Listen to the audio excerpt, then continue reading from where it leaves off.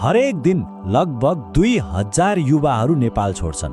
सोच्नुहोस् त, यो एउटा नम्बर मात्रै होइन नि, यो त हजारौं कथाहरूको सङ्गालो हो, हजारौं सपना र बाध्यताको कथा। आखिर किन देशको भविष्य भनिने युवाहरू नै किन देश छोड्न बाध्य छन् त? आउनुहोस् आज हामी यही गम्भीर विषयको गहिराईमा पुग्ने प्रयास गरौँ। कल्पना गर्नुहोस् त, एउटा सामान्य नेपाली घरको बिहानी चियाको चुस्कीसँगै आमाले सोध्नुहुन्छ, बाबु कागजात तयार भयो? सुन्दा कति सामान्य लाग्छ है, तर यो प्रश्न सामान्य छैन। हो, यही एउटा प्रश्नबाट सुरु हुन्छ एउटा ठूलो यात्रा, एउटा यस्तो यात्रा जसले एकजनाको मात्र होइन, पुरै परिवार अनि सिङ्गो समुदायको भविष्यलाई नै बदलिदिन्छ। र यो कुनै एउटा घरको मात्रै कथा होइन। आज नेपालका हजारौं घरहरूमा यो दृश्य हरेक दिन दोहोरिन्छ। यो हाम्रो साझा वास्तविकता बनिसक्यो। साँच्चै भन्नुपर्दा यो दृश्यले नै हाम्रो देशको वर्तमान अवस्था र भविष्य कता जाँदैछ भन्ने कुराको ऐना देखाउँछ। अनि यो कथाको सुरुवात हुन्छ त्यही मुटु कमाउने बिदाईको क्षणबाट। अब यो बिदाईको दृश्यलाई अलि गहिरिएर हेरौँ है। यो केवल कसैको व्यक्तिगत छनौटको कुरा मात्रै होइन, यसभित्र त हाम्रो समाजको गहिरो भावना र सामाजिक तानाबाना जोडिएको छ। आउनुहोस् यसलाई अझ नजिकबाट निहालौँ। सोच्नुहोस् त, त्यो बिदाईको क्षणमा एउटा बुवाको आँखामा के देखिन्छ होला? एकातिर आफ्नो सन्तानले राम्रो भविष्य बनाउँछ भन्ने गर्व, अनि अर्कोतिर त्यही सन्तानलाई आफूबाट टाढा पठाउनु पर्दाको असह्य पीडा। यो दुईटा भावनाको द्वन्द्व, यो त केवल एक परिवारको मात्र होइन, सिङ्गो देशकै दुविधा हो। आखिर यस्ता व्यक्तिगत त्यागहरूले राष्ट्रले कत्रो मूल्य चुकाइ गरेको छ त? त्यसो भए अब सबैभन्दा महत्त्वपूर्ण प्रश्नमा आऊ, आखिर किन विदेश जाने रहर कसरी बाध्यतामा परिणत भइरहेको छ? कुन त्यस्ता शक्तिहरू छन् जसले हाम्रा युवाहरूलाई बाहिर जान बाध्य बनाइरहेका छन्? ल, हामी तीनवटा मुख्य कारणहरूलाई केलाएर हेरौँ। सबैभन्दा पहिलो र सायद सबैभन्दा ठुलो कारण हो रोजगारीको अवस्था।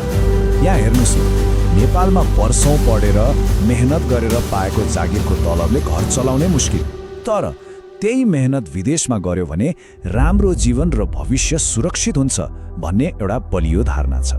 र यो पैसाको मात्रै कुरा पनि होइन, यो त आफ्नो कामको सम्मान र अवसरको खोजी पनि हो। अब दोस्रो कारणमा जाउँ, जुन हाम्रो शिक्षा प्रणालीसँग जोडिएको छ।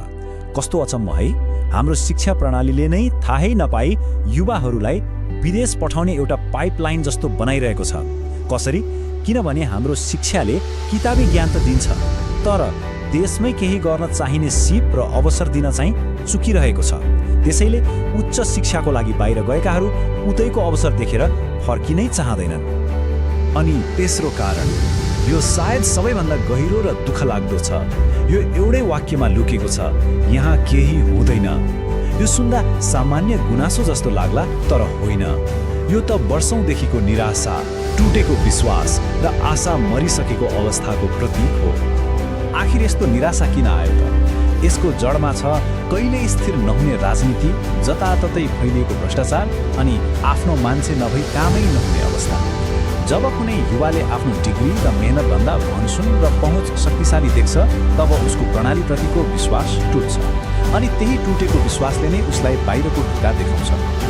ल, जब हजारौं युवाहरूले यही कारणले देश छोड्छन्, तब यसको असर उनीहरूको व्यक्तिगत जीवनमा मात्रै पर्दैन, यसले त पुरै देशलाई नै असर गरिरहेको छ, भित्रभित्रै खोक्रो बनाइरहेको छ।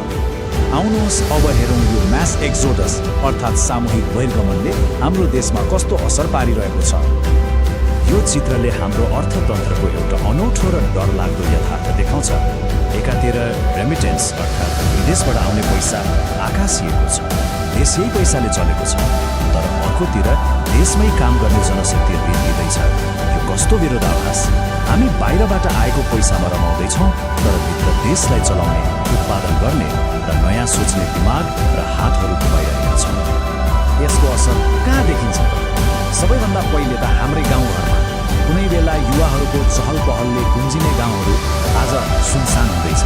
घरमा बुढाबुढी मात्रै छ, चाडपर्व खल्लो लाग्न थालेको छ। यसले हाम्रो समाज र संस्कृतिलाई नै धरापमा पारिरहेको छ। अनि गाउँ सुनसान भएपछि के हुन्छ? खेतबारी बाँझ हुन्छ। जुन माटोले हाम्रो पुर्खा पाल्यो, आज त्यही माटो बाँझो छ। किनकि जोत्ने हातहरू त विदेशमा छ। अचम्म लाग्छ। कृषि प्रधान देश भएर पनि हामी चामलदेखि तरकारीसम्म बाहिरबाट किनेर खाइरहेका छौँ। र यी सबैभन्दा पनि खतरनाक असर हो ब्रेन ड्रेन। हामीले काम गर्ने हातहरू मात्रै गुमाइरहेका छैनौँ, हामीले देश बनाउने दिमागहरू पनि गुमाइरहेका छौँ। हाम्रा डाक्टर, इन्जिनियर, वैज्ञानिक, उद्यमीहरू सबै बाहिर। यो त देशको प्रतिभा र क्षमताको रगत बगे जस्तै हो, जसले हाम्रो भविष्यको विकासलाई नै कमजोर बनाइदिन्छ। यी सबै कुराहरूले हामीलाई एउटा निकै गम्भीर मोडमा ल्याएर उभ्याएको छ। अब हामी एउटा यस्तो दोबाटोमा छौँ जहाँ हामीले केही महत्त्वपूर्ण प्रश्नहरूको सामना गर्नै पर्छ, किनकि यिनै प्रश्नहरूको जवाफले हाम्रो देशको भोलिको बाटो तय गर्नेछ। अब एउटा कुरा स्पष्ट हुनु जरुरी छ। अवसरको खोजीमा राम्रो जीवनको लागि विदेश जानु एउटा कुरा हो, त्यो संसारभरि नै हुन्छ।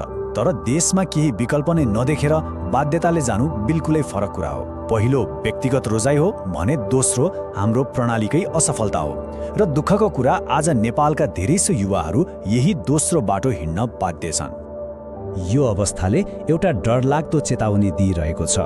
यदि हामीले समयमै हाम्रो शिक्षा, रोजगारी र राजनीतिमा सुधार गरेनौँ भने भोलिको नेपाल कस्तो होला?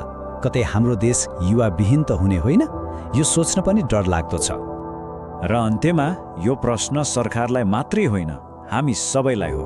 के हामीले यस्तो नेपाल बनाउन सक्छौँ जहाँका युवाहरूले आफ्नो भविष्य विदेशमा होइन, आफ्नै देशको माटोमा देखुन्? यो प्रश्नको जवाफमा नै हाम्रो देशको साँचो भविष्य लुकेको छ।